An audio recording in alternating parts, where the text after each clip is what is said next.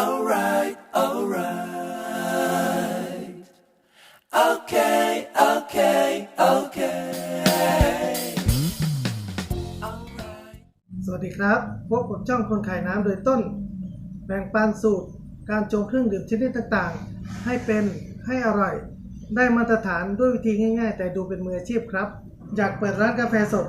ต้องรู้อะไรบ้างสำหรับวันนี้ก็เป็นตอนที่10+1แล้วนะครับสำหรับท่านที่สนใจข้อมูลเกี่ยวกับการเปิดร้านกาแฟที่ยังไม่ได้ติดตามตั้งแต่ตอนแรกๆครับสามารถย้อนหลังไปดูได้นะครับมีตั้งแต่ตอนที่1ถึงตอนที่10เลยครับสำหรับวันนี้ก็จะว่าด้วยเรื่องสูตรของการชงกาแฟแบบร้อนและก็แบบเย็นครับวันนี้จะมา2สูตรก่อนครับโอ้เย็นกับสูตรมอคค่าเย็นครับส่วนวิธีชงส่วนผสมเดี๋ยวเราไปดูกันเลยครับเดี๋ยวเรามาเริ่มดูวิธีการชงกันเลยนะครับขั้นแรกก็นำกาแฟที่เราบดแล้วนะครับมาใส่ในด้ามอัดนะครับให้เต็มแล้วก็กดลงไปไม่ต้องให้แรงมากนะครับนะครับไม่ต้องแรงมากแล้วก็ใส่เข้าไปทีนี้เราก็กดเอาจำนวนน้ำกาแฟที่ต้องการนะครับวันนี้เราก็จะทำ2สูตรอเมริกาโน่กับมอคค่าครับมอคค่าจะมีส่วนผสมของโกโก้ด้วยนะครับใส่เข้าไปประมาณ1ช้อนชาครับเตรียมไว้เลยครับนะครับ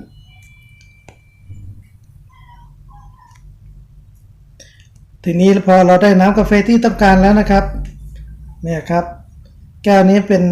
มอคค่าครับที่มีส่วนผสมของโกโก้อยู่แล้วก็คนไปก่อนครับคนให้โกโก้มันแตกละลายนะครับส่วนอเมริกาโน่เดี๋ยวเราไว้ทำทีหลังครับเอามอคค่าก่อนมอคค่าเย็นก่อนครับส่วนผสมก็ประกอบด้วยนมข้นหวาน2ออนด้วยกันครับใช้แก้วตวง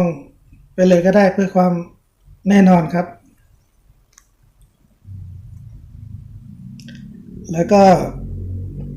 ตามด้วยนมข้นจืดครับทั้ง2ยี่ห้อเราใช้คาร์เนชั่นครับจะเหมาะมากสำหรับการชงกาแฟครับนะครับเมื่อได้นมข้นหวานนมข้นจืดเรียบร้อยเราก็คนส่วนอเมริกาโน่เย็นนะครับอย่าลืมนะครับทุกครั้งรับออเดอร์มาต้องถามลูกค้าด้วยว่าใส่น้ำตาลไหมเพราะว่าส่วนใหญ่บางคนอาจไม่ชอบแบบใส่น้ำตาลครับอันนี้เราก็ชงสูตรปกติไปนะครับใส่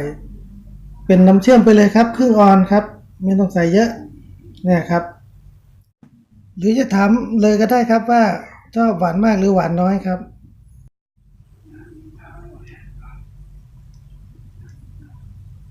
เนี่ยครับเมื่อได้เตรียมพร้อม2แก้วครบแล้วครับแล้วก็น้ำแข็งมาครับชงอเมริกาโน่เย็นก่อนกันแล้วกันครับใส่น้ำแข็งให้เต็ม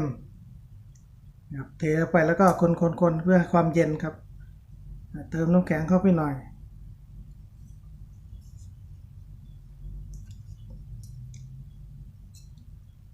ก็ปิดฝาก็เป็นเสร็จแล้วอเมริกาโน่ครับนะครับหน้าตาก็จะเป็นอย่างนี้ครับ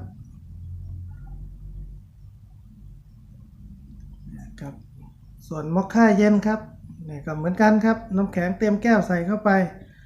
แล้วก็คนเพื่อให้มันเย็นหน่อยครับใส่น้ำแข็งเข้าไปเต็มหรือบางร้านก็อาจจะใส่ฟองนมด้วยก็ได้ครับเพื่อความสวยงามสำหรับมอคค่าเย็นนะครับเนี่ยครับก็เราก็ได้มาแล้วครับหน้าตาก็จะเป็นอย่างเงี้ยครับมอคค่าเย็นถ้าใส่ฟองนมเข้าไปก็จะดูสวยขึ้นครับใส่ได้หรือจะไม่ใส่ก็ได้ครับฝากกดไลค์กดแชร์ให้เพื่อนๆเผื่อมีคนสนใจเกี่ยวกับข้อมูลการเปิดร้านกาแฟนะครับแล้วก็ฝากกดติดตามแล้วก็กดที่กระดิ่ง